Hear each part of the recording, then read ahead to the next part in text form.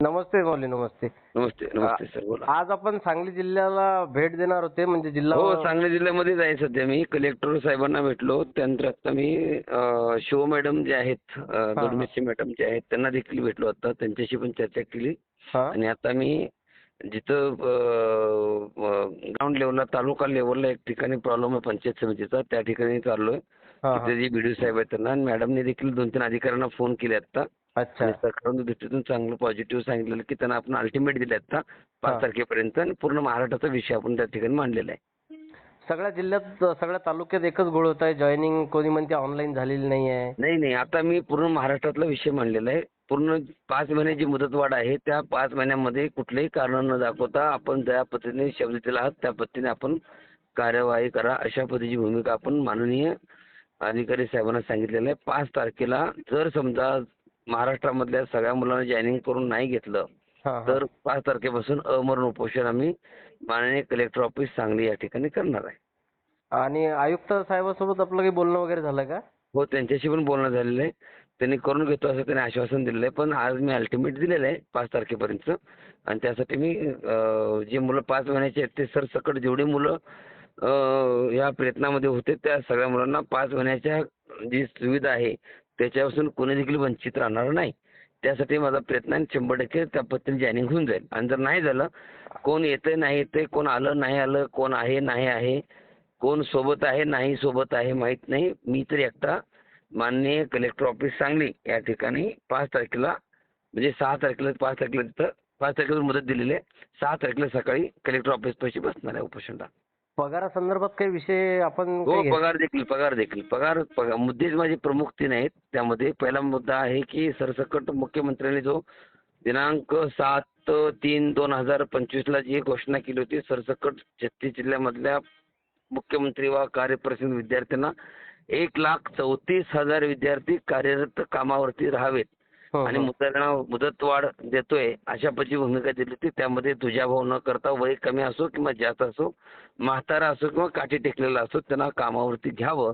आणि तो नियम जर मुख्यमंत्री साहेबांचा जर मान्य करत नसतील तर मग हे अधिकारी साहेबापेक्षा मोठे झाले असा याचा अर्थ झाला. म्हणून लाडक्या भावाला वाऱ्यावर सरकार सोडणार नाही अशी भूमिका त्या ठिकाणी मांडलेली आहे. तरी 5 तारखेपर्यंत समजा कुठल्या विभागात जॉईनिंग संदर्भात आपली सगळे चर्चा. सगळं नगरपालिका, ग्रामपंचायत, पंचायत समिती, जिल्हा परिषद, सगळं बीडीओ ऑफिस जे काय असेल नसतील ते सर्वच काय असेल ते. अच्छा, अच्छा. आज आणि सांगली त्या जिल्ह्यात. प्रत्येक सांगली जिल्ह्यामध्ये आणि पूर्ण सांगली जिल्ह्यामध्ये विषय पूर्ण महाराष्ट्राचा घेतलेला आहे. अच्छा. आणि ते सकारात्मक दृष्टीतून माझ्यासोबत काही हे आहेत, प्रशिक्षणार्थी आहेत. हं, हं. जे त्यांच्याशी आपण बोलू शकता का? काही हो. त्यांना प्रश्न करू शकता का तुम्ही? चालेल, चालेल. द्या त्यांच्याकडे एक द्या. मिनिट. प्रशिक्षणार्थी आहेत माझ्यासोबत. ताई ताई बोला. हॅलो नमस्कार ताई. काय वाटलं काय हॅलो. सर, आमचं रिजॉईनिंग आपण कुठल्या आस्थापनात काम करता? बाबा आल्यापासून झालं का? हॅलो. हॅलो, ताई, आपण कुठल्या आस्थापनामध्ये काम करता? मी ग्रामपंचायत मध्ये काम करते सर. आपल्याला रुजू आदेश मिळाला नाही का अद्याप? नाही, अजून आम्हाला रिजॉईनिंगचा आदेश मिळालेच नाही. मग आज नेमकं बाबांसोबत तुम्ही प्रशिक्षणार्थी सांगली जिल्ह्याचे जिल्हाधिकाऱ्यांना भेटले की कौशल्य हो. आयुक्तांना भेटले? कौशल्य आयुक्तांना पण भेटलो, कलेक्टर मॅडमना पण भेटलो. हं, हं. आम्ही निवेदन दिलेलं आहे सगळीकडे, आणि जर आमचं मान्य नाही झालं तर आम्ही बाबांच्या बरोबर उपोषणाला बसणार आहे. 5 तारखेचा दिलेला अल्टिमेटम म्हणजे बाबांनी जो शब्द दिलाय 5 तारखेचा, त्यामध्ये सर्व हां. सांगली जिल्ह्यातील प्रशिक्षणार्थी बाबांसमेत आमरण उपोषणाला बसणार आहे. सांगली जिल्ह्यातलीच नाही, पूर्ण महाराष्ट्रातली असणार आहे. नाही, सध्या सांगलीला तर तुम्ही हां, 5 हां. तारखेला तुम्हीच बसणार आहे ना? हो. आणि सहाय्यक आयुक्त साहेब ज्यांनी काय शब्द वगैरे काय दिला? त्यांनी आम्ही विचारून सांगतो, चौकशी करून सांगतो असं सांगितलं. ठीक आहे. नक्कीच मॅडम, आपला जो लढा आहे हा संपूर्ण महाराष्ट्रासाठी एक प्रेरणास्त्रोत बनणार आहे. हं. आणि आपल्या लढ्याला नक्कीच यश येईल, कारण की तुकाराम बाबासारखे आपल्याला मार्गदर्शक लाभलेले आहेत. हो, बाबा आहेत बरोबर. हां, स्थानिक जिल्हा तुमचं प्रतिनिधित्व महाराज करतायत, हे खूप मोठी म्हणजे तुमच्यासाठी खूप प्रेरणादायी गोष्ट आहे. आणि बाबांसोबत सुद्धा तुम्ही नेहमी सदैव जेव्हा जेव्हा आवाज देता त्यावेळेस तुम्ही हजर राहता, त्याबद्दल तुमचं मनापासून मी बाबा सोबत आहेत म्हणूनच आज आम्हाला एवढा रिस्पॉन्स मिळालाय सर, नाहीतर बाबा नसते तर आम्हाला काहीच रिस्पॉन्स देत नाहीत. ठीक आहे. नक्कीच मॅडम, आम्ही ह्याच्या अगोदर कितीतरी वेळा जाऊन आलोय पण आम्हाला कोणी काहीच रिस्पॉन्स दिला नाही. आणि आज जेव्हा बाबा आमच्या बरोबर आहेत आम्ही स्वतः बाबांना सोबत घेऊन गेलो ते म्हणजे आमच्या सोबत आले तेव्हा आम्हाला काहीतरी रिस्पॉन्स मिळतोय. 30 एप्रिल जे शेवटचा दिनांक होता रुजू करण्याचा, त्यानंतर बऱ्याचदा तुम्ही त्या अगोदरपासून आम्ही जात होतो पण तेव्हापासून आम्हाला काहीच रिस्पॉन्स नव्हता. मॅडम मला एक विचार असं वाटतंय की आताच नुकतेच 2 दिवसापूर्वी महाराजांचे आत्याबाई यांचं निधन झालेलं आहे आणि आज 3ऱ्या दिवसावर महाराज आपल्या प्रशिक्षणार्थ्यांसाठी हा सोडून आले त्यांनी मातीला गेलेले तिकडून आमच्यासाठी आले. हा तेच म्हणतोय. काही नाही सकाळपासून आमच्यासाठी फिरतायत. नक्कीच मॅडम आपला जे मार्गदर्शक मंडळी आहे तुकाराम बाबा सारखे यांच्या माध्यमातून जो काही लढा आहे हा नक्कीच आपण पूर्णत्वास नेऊ. हा आणि सर्व प्रशिक्षणार्थ्यांच्या वतीनं महाराजांचा सुद्धा मी आभार व्यक्त करतो आणि तुम्ही सुद्धा वेळोवेळी महाराजांनी जेव्हा जेव्हा हाक दिली. बाबांना सुद्धा पाणी सुद्धा नाही सकाळपासून सर काहीतरी करा. काय म्हटलं मॅडम? आमच्यामुळे सर बाबांना सुद्धा सकाळपासून पाणी सुद्धा घेतलं नाही बाबांनी आमच्या बरोबर फिरतायत. अरे बाप रे बाप, खरोखर धन्य धन्य आहेत तुकाराम बाबा. त्यांना तुम्ही आता आम्ही खूप लांब पडतो परंतु तुम्हीच काहीतरी आग्रह करून त्यांना तुमची जे काही हे असेल त्यांची व्यवस्था करायची ती तुम्ही करून घ्या आणि नक्कीच पुढील काही दिशा काय ठरवलं जाईल त्याबद्दल तुमच्याकडून नक्कीच माहिती घेण्याचा प्रयत्न करू. धन्यवाद ताई. काहीतरी खाऊन घ्यायचं ना.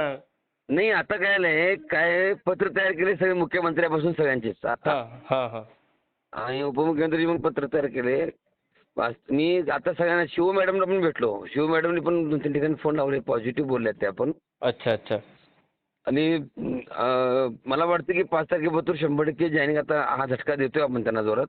आणि आणि आता येणाऱ्या काळामध्ये मीडिया जे आहे जिल्हा परिषद पंचायत समिती ह्या निवडणुकीच्या अनुषंगाने आता आपण थोडं जास्त मीडियावरती जोर दिला समजा तर मला वाटतं की येणाऱ्या काळामध्ये आपल्याला 100% ह्या सगळ्या गोष्टीवरती न्याय भेटण्यासाठी आणि आता माझा निर्णय झालेला आहे की 5 तारखेला मी उपोषणची माझी तयारी ठेवतोय सर. नाही प्रशिक्षणार्थ्यांना सुद्धा मी या व्हिडिओच्या माध्यमातून आवाहन करतो की येणाऱ्या काळात ह्या स्थानिक स्वराज्य संस्थेच्या निवडणुकीचा काळ आहे. सरकारचं लक्ष आपल्याकडे वेधण्यासाठी आता माझा जो मुद्दा आहे मी सांगली कलेक्टर ऑफिस पूर्ण महाराष्ट्रातल्या 36 जिल्ह्यांमधले पदाधिकारी वेगवेगळ्या माध्यमातून माननीय कलेक्टर ऑफिसच्या समोर धरणे आंदोलन उपोषण धरणे आंदोलन नाही करत आपण तर अमरण उपोषण करतोय. म्हणजे जेवण करणार नाहीये पाणी फक्त पिणार आणि जर 2-3 दिवसात ते पण मागण्या नाही झाल्या तर मग पाणी पण नाही पिणार नाही. आणि त्यासाठी मी एकटाच बसणार आहे. माझ्यासोबत कोण नाहीये मी एकटाच आहे. 1,34,000 कागदावरती तोंडावरती आहेत पण बसायला किंवा संघटनेला नाहीयेत त्यामुळे त्यांची अपेक्षा करत नाही सर. नाही येतील बऱ्यापैकी येतील माऊली. तुम्ही तुमच्या तोंडाने येतील तुमच्या तिथे येतील तुमच्या संघट येतील पण माझ्यासोबत येतील याच्यावर गॅरंटी नाहीये. त्यामुळे मी तरी एकटा बसणार आहे आणि यांना सगळ्यांना हक्काची भाकर त्यांना मिळवून देणार आहे. नक्कीच माऊली आपला लढा हा पूर्णत्वास आपण म्हणजे यश घेऊनच आपण माघारी यायचं असं आपण ठरवलेलं नाही. 5 तारखेला मी 100% पूर्ण महाराष्ट्रामध्ये जॉईनिंगचा विषय मार्गस्थ लावेल असा मला सार्थ विश्वास आहे. आणि ज्याच्यासाठी मी केला होता 8 तास शेवटचा दिवस ओढ झाला अशी परिस्थिती असणार आहे सर. ठीक आहे. नक्कीच धन्यवाद. Okay thank you.